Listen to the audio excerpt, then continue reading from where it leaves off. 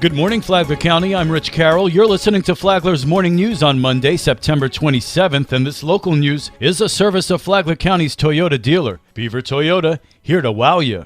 Major road work along a portion of Royal Palms Parkway is set to begin today. Karen Johnson has details. A portion of Royal Palms Parkway from Belterre Parkway to Rickenbacker Drive remains closed after a contractor reported that a storm water pipe collapsed while he was performing maintenance recently. Brittany Kershaw is the Director of Public Information and Engagement with the City of Palm Coast. Which made the road unsafe for driving conditions. The road needs to be repaired, and so our team is working as diligently and as quickly as possible to get those repairs done, and it's anticipated that those repairs could take up to 2 weeks to complete. Palm Coast Mayor David Alfin says the roadway has been in existence for a very long time, so this repair was anticipated. People don't realize that the infrastructure, the underpinning of the city of Palm Coast is more than 50 years old. So anything you put in the ground 50 years ago, even if it has a lifespan of 80 to 100 years, begins to suffer fault, requires replacement, renovation, and upgrade. Transportation officials say while the road is being repaired, your cooperation in avoiding the area is greatly appreciated, including foot traffic. For Flagler's Morning News,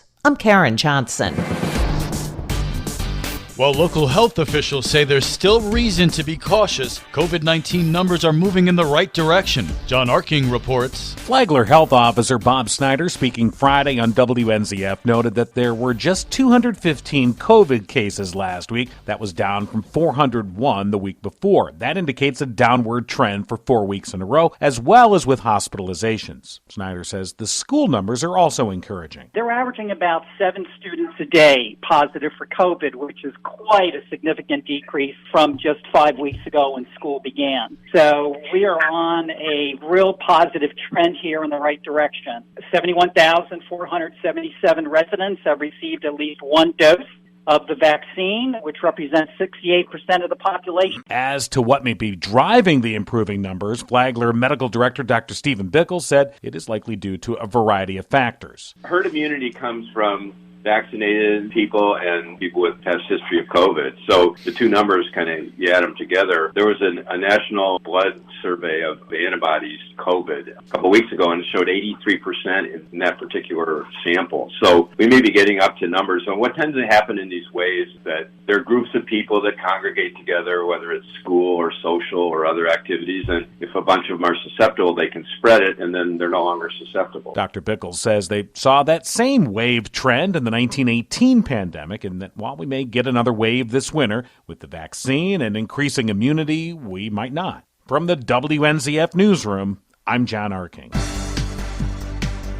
The Flagler County Sheriff's Office has purchased more than a dozen new comprehensive rescue systems that will specifically help residents of western Flagler County, where response times often take longer. Sheriff Rick Staley. The Sheriff's Office purchased 15 high-tech medical rescue kits and have issued these to the deputies that are often first to the scene of a medical emergency. These kits include a computer that asks the deputies questions and then guides the deputy on which emergency medical procedure to use. The 15 medical kits cost more than $30,000. There was no, here's what we want to do, coming from the school board to us. No explanation. They just dropped it on us. And that's why Flagler County Commissioner Greg Hansen says one-time proposed impact fees that would pay for new school construction have hit some hurdles. Hansen said he has some real questions about the district's purported growth. The fly in the ointment is, do you believe or don't you believe that there'll be an increase in students? And that's key to the whole thing. If you believe there's going to be an increase in students, if you buy into that argument, well, then let's look at capacity and how many do we need new schools, and if we do, how do we pay for them?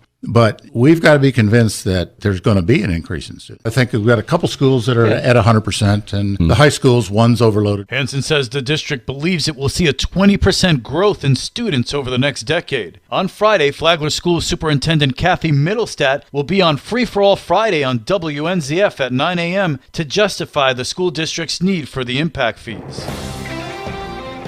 It's a tough subject to talk about, but in order to prevent suicide, we have to talk about suicide. September is Suicide Prevention Awareness Month. Stephen Weeks is the Suicide Prevention Coordinator with the Gainesville, Florida VA Hospital. Been with the VA for 8 years, 2 years with suicide prevention, and I was a mental health therapist at a North Florida VA clinic with the VA for 6 years. Weeks said the goal everywhere is to try to prevent suicides, but he focuses on veterans. VA supports the national goal of reducing the annual suicide rate in the U.S.